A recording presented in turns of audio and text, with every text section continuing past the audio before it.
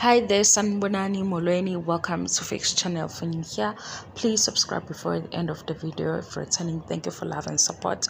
I appreciate it. Uthando Nesthembu family abantu abathanda amakhosikazi kababa Mseleku ingane nabalandela ishow Uthando Nesthembu.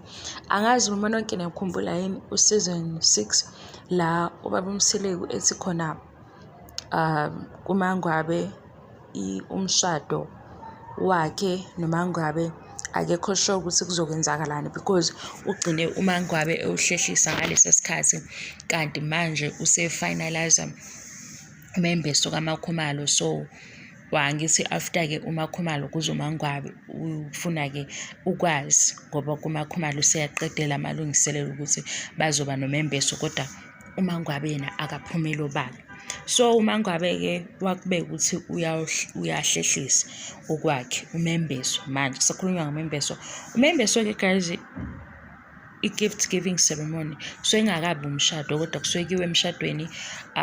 Abanye bathi awukho compulsory because kunezinto lana makushada imishado le yesiZulu okufanele ukuthi zenziwe okugcina ukuthi kwezinye indawo kuyayiswana nasenkosini or la kusho khona ukuthi mhlambe kuyakweleta. Zikhona izinto eziyikweletu, right? Angifuni ukuthatha kude ngale video. So uthi ubaba Mseleku nayisechaza ke eceleni bano 14 years noMangwabe beshadile. Ilena ke iphathe edidayo kulento esho Mseleku. Uthi kulo 14 years kunesikhathi la abangashadile khona. Ngizobheka indlela abeka ngayo ngesiZulu mase kuba indlela translator ngayo isho ngeEnglish. Angazi noma bebethi mhlambe baqonda ukuthi 14 years bazana. Yini ndaba bengakuhlukanisi kahle noma mhlambe umshado bawubona ngendlela ehlukile? Yazi why ngisho njalo? Bakhona abantu abadala phela ngoba lento yabo leyo yokuhlalisana noma yokufika ke emzini before introduce as umakoti or ufike ngomshado iyenziwa nakubantu abadala.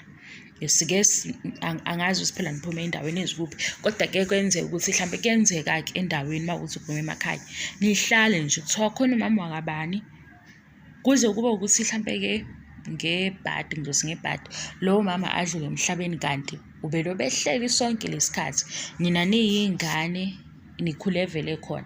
Mase kufika isikhathi sokuthi manje usezofihlwa kuthiwe lo mama uyahamba uyale kude.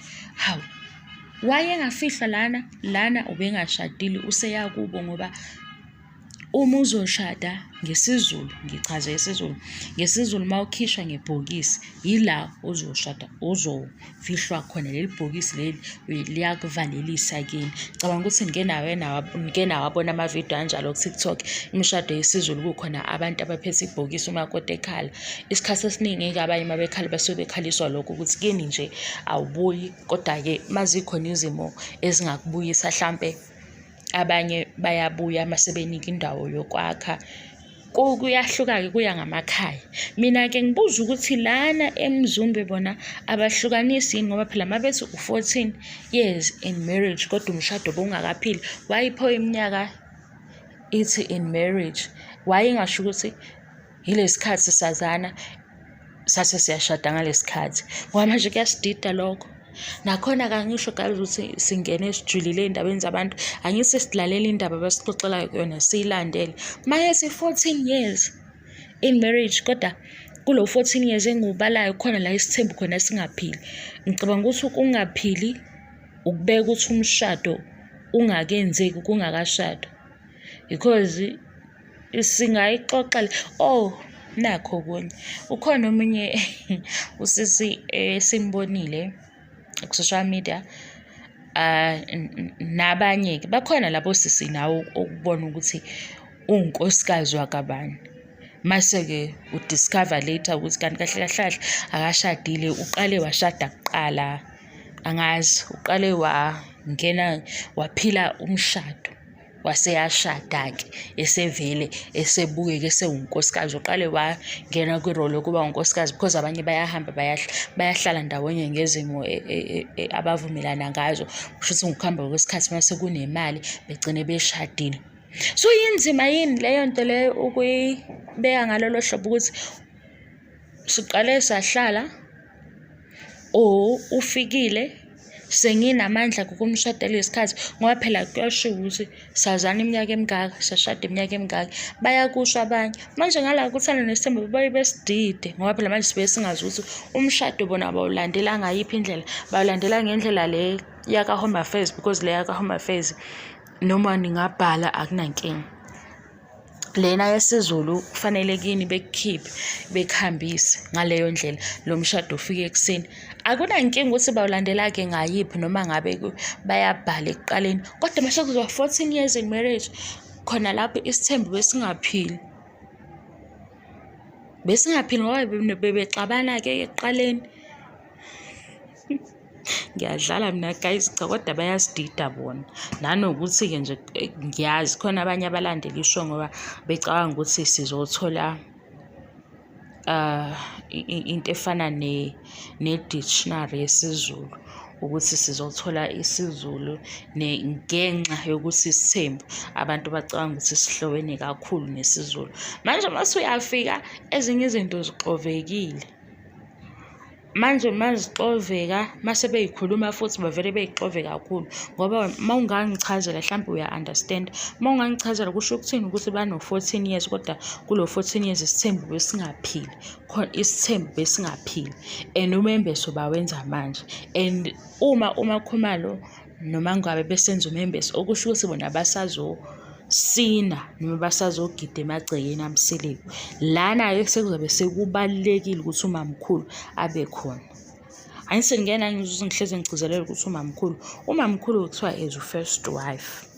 Ukuvela nje kwakhe athi sithe noma engavela edlula emshadweni womunye unkosikazi, lokho kuwuphawu lokuthi lo mshado uyawamukela. Noma-ke ngekho-ke lwasemzumbe sesezwe ukuthi uyawamukela, kodwa sengisho lona uhlale ethi mhlampe uzokuthatha ngokuthi baney'nhliziyo ezimbi. Ngibala umamkhulu is first wife. Maye bekhona emshadweni lo wokuqala, lokho kuwuphawu. Umamkhulu maye khona emshadweni yawo wonke amakhosikazi alandela yena, lokho kuwuphawu lokuthi lo mshado uyawuvuma.